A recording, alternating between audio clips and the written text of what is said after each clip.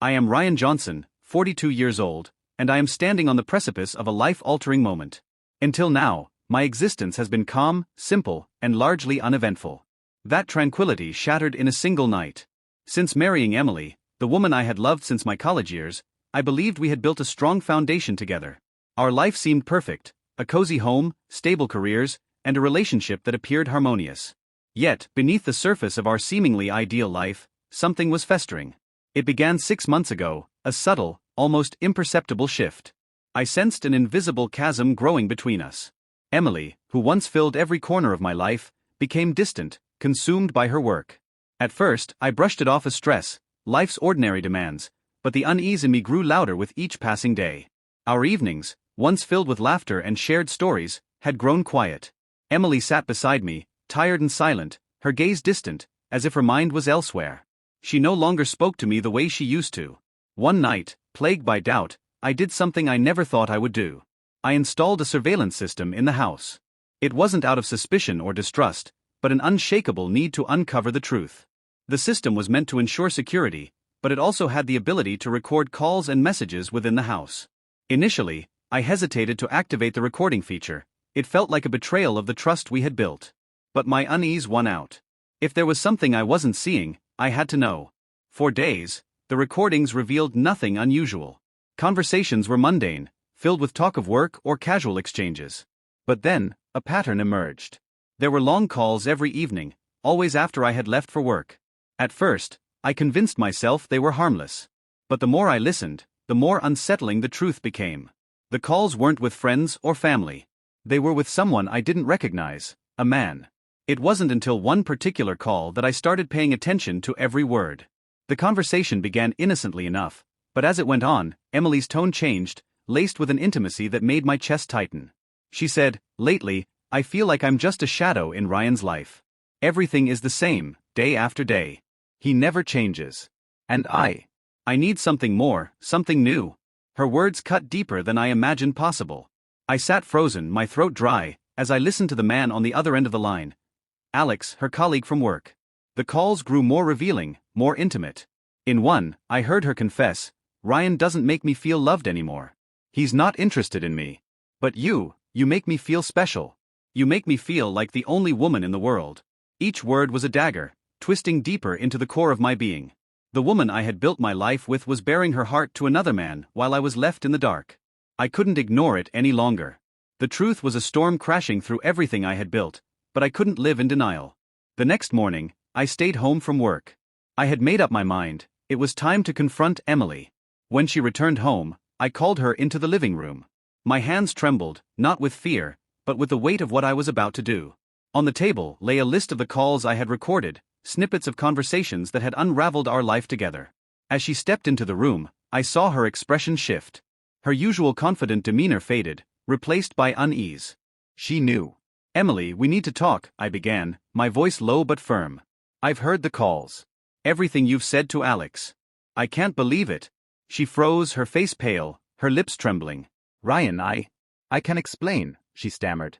"Explain." I cut her off, my voice rising. "How can you explain this? How can you justify telling another man that I'm not enough for you? That I bore you? That he makes you feel loved?" Tears welled in her eyes, but they only fueled my anger. "I didn't want to hurt you," she whispered, her voice cracking. "I felt so lonely." "Lonely?" I scoffed, my voice thick with disbelief. "Were you lonely when I worked to provide for us? When I poured everything I had into this marriage? You didn't feel lonely then, did you?" She stood there, silent and trembling, unable to meet my gaze. I looked at her, the woman I had once loved with every fiber of my being, and saw only a stranger. "Emily," I said, my voice cold and unyielding, "all I ever wanted was honesty. I gave you every chance to tell me the truth, but you chose to lie. You chose to betray me, to betray us." Her tears flowed freely now, but they did nothing to soften the storm inside me. I had given her my trust, my love, and she had thrown it away for fleeting moments with someone else. "You can't stay here anymore," I said, my tone final. "It's over. You can leave now, or I'll have a lawyer handle it."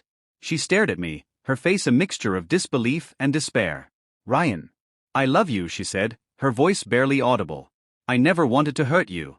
"Stop," I snapped, my patience gone. "Don't insult me by pretending this was anything but a choice you made. You wanted Alex, and you were willing to destroy everything we had for him. Her shoulders slumped as she lowered her head, her sobs quieting. Slowly, she placed her purse on the floor and whispered, "So, I have to leave." "Yes," I replied, my voice steady. It ends here. She looked at me one last time, her eyes red and swollen, before turning and walking out. The door closed behind her, leaving a deafening silence in its wake. I stood there, unmoving, staring at the empty space she had left behind. The weight of her betrayal pressed down on me, filling the room with an unbearable emptiness. The life we had built, the memories we had shared, had all crumbled in an instant. And now, I was left standing alone, staring into the void. I stood amidst the ruins of what had once been my life, feeling as though everything I had built, loved, and trusted had crumbled into dust. But in the rubble of betrayal and heartbreak, I found something unexpected: freedom. It wasn't the freedom I had longed for or even imagined. It came with a bitter taste, sharp and cold, but it was mine nonetheless. I had lost everything, but I had regained the power to reclaim myself. The days that followed were heavy, filled with a deep ache that lingered in every corner of the house. The walls, once a sanctuary, now felt like a prison of memories. Everywhere I turned, I was confronted with the ghost of Emily, her laughter echoing in the silence, her scent still lingering faintly in the air. But I knew I couldn't live in the shadow of what once was. The only way forward was to confront the truth head-on, no matter how painful it might be. My surveillance system had become both a curse and a lifeline. It had already revealed Emily's betrayal, but as I delved deeper into the recordings, I uncovered something far more insidious. The calls between Emily and Alex weren't just intimate, they were incriminating. Their affair wasn't limited to stolen moments of passion. It extended into the realm of deception and greed. They weren't just betraying me emotionally, they were stealing from me, exploiting my trust for their own gain. In one call, I heard them discussing money transfers, Emily moving funds from her account to another. They spoke in hushed tones about disguising expenses, using my hard-earned money for lavish vacations, extravagant gifts, and the small indulgences that had once been a mystery to me. Each revelation felt like a fresh wound, cutting deeper than the last. They hadn't just broken my heart, they had violated my entire life. Anger surged within me, burning away the sadness that had threatened to consume me. I couldn't let this go unanswered. I wouldn't allow their betrayal to define the rest of my life. Determined to protect myself and the life I had worked so hard to build, I decided to take action. I hired a private investigator, a man my company had trusted before, and gave him everything I had, every recording, every detail. He moved swiftly, piecing together the puzzle of Emily and Alex's schemes. What he uncovered only deepened my resolve. Their affair wasn't just a betrayal of love, it was a calculated and deliberate exploitation of my resources. They had used business trips and social events as cover for their relationship, weaving a web of deceit that stretched far beyond the walls of my home. They had underestimated me, thinking I would remain blind, passive, and willing to endure their lies. But they were wrong. I turned to my lawyer, a man I trusted implicitly, and together, we built a strategy to expose the full extent of their betrayal. The evidence was damning. Bank statements, call recordings, and financial transfers painted a vivid picture of their duplicity.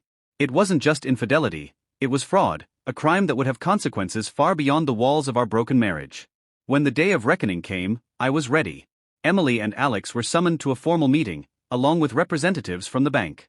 The tension in the room was palpable as I laid out the evidence, piece by piece. I could see the color drain from Alex's face as the truth unraveled before him. He had always carried himself with confidence, but now, his composure was shattered. He tried to speak, his voice rising in desperation. "Ryan, you can't do this. You can't be this cruel." I met his gaze, unflinching. Cruel? "Do you think this is cruelty? You destroyed my life. You betrayed my trust. You exploited everything I gave to you both. And now you expect mercy? No. This is justice." Emily sat silently beside him, her face pale, her eyes glistening with tears. She didn't speak. There was nothing left for her to say.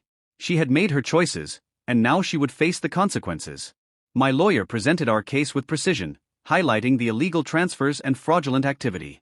The bank, faced with undeniable proof, began its own investigation. Alex and Emily were no longer just cheaters, they were criminals.